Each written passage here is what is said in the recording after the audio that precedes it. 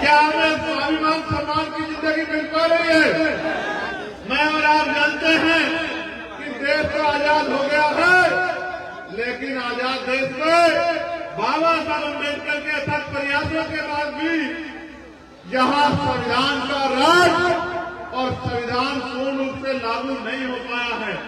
मैं धन्यवाद दूंगा कमेटी का, जिन्होंने डॉक्टर बाबा साहब अम्बेडकर की इतनी अच्छी स्टैच्यू का भी जो है अनावरण मेरे हाथों द्वारा यहाँ करवाने का काम किया है। मैं तो छोटा सा आदमी हूँ, बहुत छोटा सा, मिट्टी का। एक मिट्टी के छोटे से आदमी को ताकत देकर पार्लियामेंट में भेजने का काम अगर किसी ने किया है तो आप लोग ताकत दी। तो आप देखो, कभी रविदास जयंती का अवकाश नहीं होता था। मैंने पार्लियामेंट में लड़ के सरकारों को मजबूर किया कि वो जगत गुरु सतगुरु रविदास जी की जयंती में अवकाश रखें। ये अवकाश कैसे सुनिश्चित हो पाया? जब आपने मुझे ताकत दी, मैंने उस ताकत का प्रयोग करके पार्लियामेंट में देश की सरकार को और प्रदेशों की सरकार को मजबूर किया कि वो करोड़ों लोगों की आस्था का सम्मान करे और जगत गुरु रविदास जी महाराज की जयंती पे अवकाश करें। क्योंकि देश धर्मनिरपेक्ष है, सभी को अधिकार है, सभी की जो है आस्था है, तो इतने लोगों की आस्था के साथ खिलवाड़ नहीं किया जा सकता है। आज जगत गुरु सतगुरु रविदास जी महाराज को मानने वाले लोग पूरी दुनिया में रहते हैं, पूरी दुनिया में वो उनके झंडे का प्रचार प्रसार करते हैं और उनकी विचारधारा को फैलाने का काम करते हैं।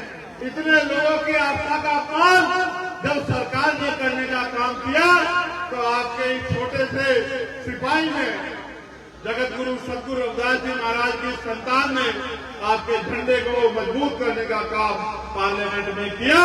ये आप सब लोगों ने देखा होगा। मैं आपको ये बताना चाहता हूँ, आपने मुझे ताकत दी, उस ताकत का प्रयोग करके मैंने आपके आत्मसम्मान की लड़ाई को लड़ने का काम किया। लेकिन आज जब मैं बिहार में हूँ और मैं जब निकल के आ रहा था, तो मैंने आपके घर देखे, आपके कपड़े देखे, आपके साधन देखे और कहीं ना कहीं मैंने ये भी महसूस किया कि आपके चेहरे पे उम्मीद तो है, आपके चेहरे पे आशा की किरण तो है, लेकिन आपके चेहरे के साथ साथ आपके मन में ये चिंता भी है कि वो दिन कब आएगा जब हमें भी देश में बराबर के अधिकार, सम्मान और इज्जत की जिंदगी मिलने का काम होगा। ये चिंता भी मैंने महसूस की। आप औरों को छोड़ो, अपना दिल पे हाथ रख के बताओ, क्या आप इस जिंदगी से खुश हैं? ये जो तमाम तरह के गैर बराबरी के जीवन को आप लोग जी रहे हैं, इस जीवन से आप लोग खुश हैं? अगर खुश नहीं हो तो इसको बदलने के लिए क्या कर रहे हो, ये भी मुझे बताओ। प्रयास कर रहे हो, नहीं कर रहे हो? मैं आपका ध्यान आकर्षित करूंगा। अब आप मेरी बात को बड़ी गौर से सुन रहे हो। ऐसे समय में मैं आपका ध्यान आकर्षित करता हूं। आपने वहां से यहां तक देखा कि सड़क के क्या हाल है, देखा है नहीं देखा? क्या ये कच्ची रोड पक्की होनी चाहिए थी, पक्की होनी चाहिए थी? ये रोड पक्की क्यों नहीं है, बात को पता है? आप किसी भी धर्म के तीर्थ पे जाके देख लो, किसी भी धर्म के ऐतिहासिक स्थल पे जाके देख लो, सरकारों ने बहुत बड़े बड़े योगदान देके उसका सौंदर्यीकरण कराने का काम किया है। करोड़ों करोड़ रुपए देके वहां का जीर्णोद्धार करने का काम किया है। और यहाँ आपकी लाखों की आबादी है, आपके ऐतिहासिक स्थल का जीर्णोद्धार को छोड़ो, एक पक्का रास्ता भी बनाने का काम नहीं किया। ये तो जब इनको सूचना मिली कि मैं आ रहा हूं, तो इन्होंने कच्ची पक्की सड़क जो है 3-4 दिन में निर्माण की है। ये भी कमेटी के लोगों ने की।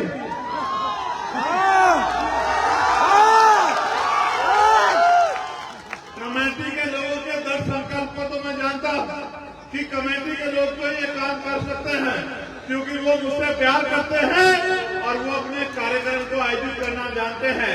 मैं तो ये भी जानता हूँ कि ये जो पूरा तीर्थ है, इसको बनाने में एक एक पैसे का योगदान हमारे लोगों ने किया है। किसी और का कोई योगदान इस पैसे में इस काम में नहीं। तो मैं आपकी क्षमता को तो मानता हूँ, लेकिन आप ये सोचो,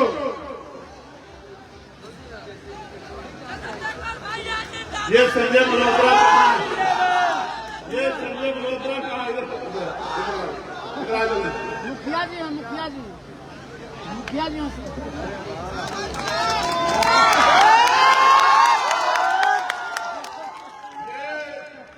संजय मल्होत्रा मुखिया हमारा भाई खजूरा पंचायत वाला, इसने दिन रात अपना ट्रैक्टर लगा के आपके और मेरे लिए इतनी अच्छी व्यवस्था करने का काम किया। इसके लिए जोरदार ताली बजाओ सब लोग। प्यारे साथियों, मैं आपको जगत गुरु सतगुरु रविदास जी महाराज के बारे में, उनकी वाणियों के बारे में कुछ बताना चाहता। एक बार जगत गुरु सतगुरु रविदास जी महाराज जब अपनी स्थान पे बैठे हुए थे, ऐसे ही लोग जनता को उपदेश दे रहे थे, तो जनता के बीच में एक साथी खड़ा हुआ। उसने महाराज जी से पूछा कि महाराज जी, हम यहाँ मेहनत करते हैं, खून पसीना बहाते हैं, दिन रात संघर्ष करते हैं, फिर भी हमारे साथ जुल्म जातीय अत्याचार क्यों होता है? हमारे साथ भेदभाव क्यों होता है? हमें सुख सुविधा का जीवन क्यों नहीं मिलता? तो जगत गुरु सतगुरु रविदास जी महाराज ने एक संदेश उनको देने का काम किया। वही संदेश मैं आपको यहाँ देने का काम कर रहा हूँ। जगत गुरु ने कहा कि रविदास मानो सुखी बसन्नु, सुकर है कोई ठाव, एक तू स्वराज माही, दूसर मरगट गांव। जगत गुरु जी ने कहा कि सुख शांति का जीवन जीने के दो रास्ते हैं। अगर जीते जी सुख शांति चाहिए तो स्वराज माही अपना राज लाओ, और अगर मरने के बाद चाहिए तो वो शमशान घाट और कब्रिस्तान में मिलेगा। अगर जीते जी चल की जिंदगी चाहिए तो राज लाओ। ये बात 600 साल पहले सतगुरु महाराज कह के गए, और उन्होंने कहा जो सामने संगत थी कि महाराज जी राज तो अभी भी है, राजाओं का राज तो है, लेकिन हमारे जीवन में सुख शांति क्यों नहीं? तो महाराज जी ने कहा कि ऐसा चाहूं राज में जहां मिले सर्वनुमान, और छोट बड़े सब सम बसे, रविदास रहे प्रसन्न। कि राज भी नीति में होना चाहिए, ऐसा राज होना चाहिए जहां कोई छोटा बड़ा ना हो, जहां कोई ऊंच नीच ना हो, जहां कोई भय डर ना हो, जहां किसी का अपमान ना हो, सबको खाने के लिए अन्न की, तन ढकने के लिए कपड़े की, सर ढकने के लिए ऐसे संत जन्मे हो, उस देश में 80 करोड़ लोग रोटी के लिए मोहताज हो, ये चिंता का सबब है। उसका एकमात्र कारण ये है कि आज इस देश में बेगमपुरा राज नहीं है। जहाँ बेगमपुरा राज है वहाँ जनता खुशहाल है। इसी बात महाराज जी की भी बात को बाबा साहब अम्बेडकर ने भी कहा।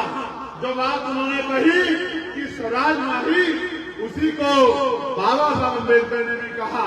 बाबा साहब अम्बेडकर ने क्या कहा? Political power is the master key. राजनीतिक सत्ता सारे तालों की चाबी है। Political power is the master key, it is the master key by which can you open and ease door of your success.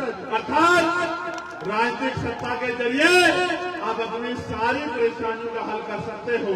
मैं आपको इस भाव में खड़े होकर चैलेंज से कह रहा हूँ, आप राजनीतिक ताकत बना लो। जिस चीज की तरफ हाथ आप रख दोगे वो आपके चरणों में पड़ी होगी। इस बात का मैं आपको विश्वास दिलाता हूँ। यही बात मानव साहब काशीराम जी ने अपनी क्लास 1 की नौकरी छोड़ के गांव-गांव जाके, घर-घर जाके लोगों को समझाने का काम किया, और अपना पूरा जीवन इस हक वंचित समाज में भाईचारा पैदा करने और इनको अपने पैरों पे खड़ा करने के लिए लगा दिया।